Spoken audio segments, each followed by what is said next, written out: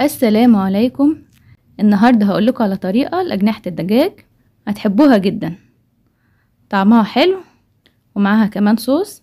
طريقة بقى مختلفة عن أجنحة الفراخ المقرمشة، كمان جوسي وطرية، أكلة اقتصادية توفير التوفير.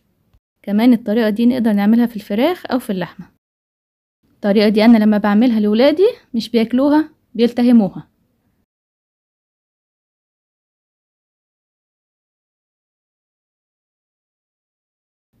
معايا كيلو أجنحة، هقطع الجزء ده. الجزء ده لازم يتقطع، ما ينفعش ناكله. واغسلهم.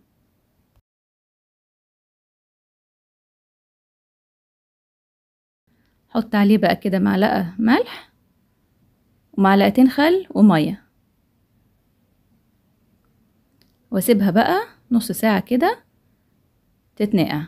الخطوة دي ضرورية في الفراخ، بتنزل الزفارة من الفراخ وبتفرق جدا في طعمها.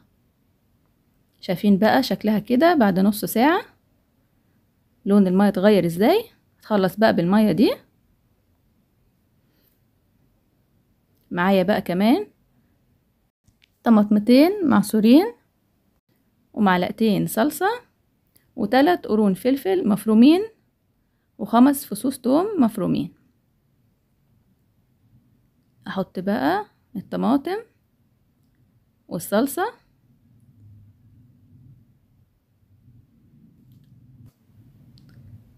والفلفل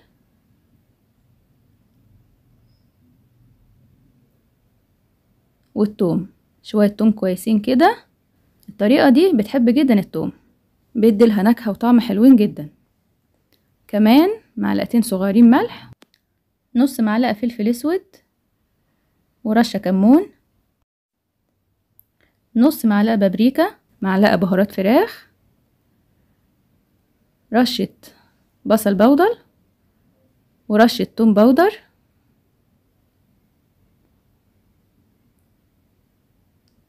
رشة زعتر،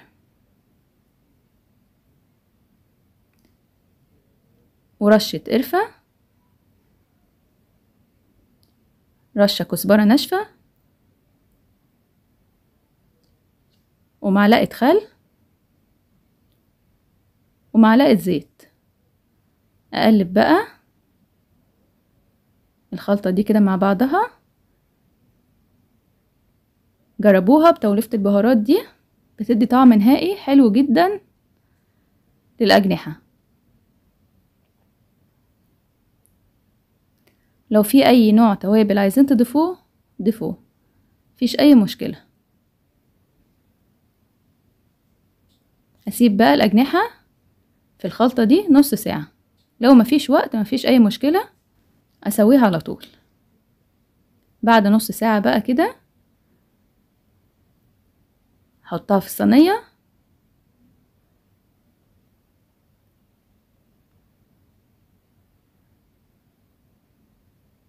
وادخل الصينية دي الفرن على درجة حرارة متوسطة على الرف اللي في النص على 220. مش عايزة ارفع النار عشان ما تنشفش معايا، هي بتستوي بسرعة وما بتاخدش وقت. عايزاها تفضل بالطراوة بتاعتها،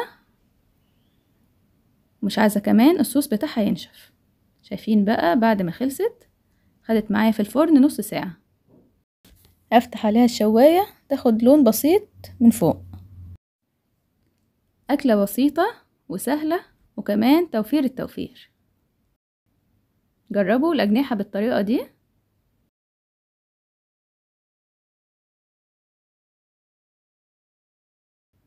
شايفين بقى مستوية ازاي وطرية، ما نشفتش معايا. الصوص وتوليفة البهارات دي بتدي طعم نهائي حلو جدا، وهي نص ساعة بتبقى جاهزة.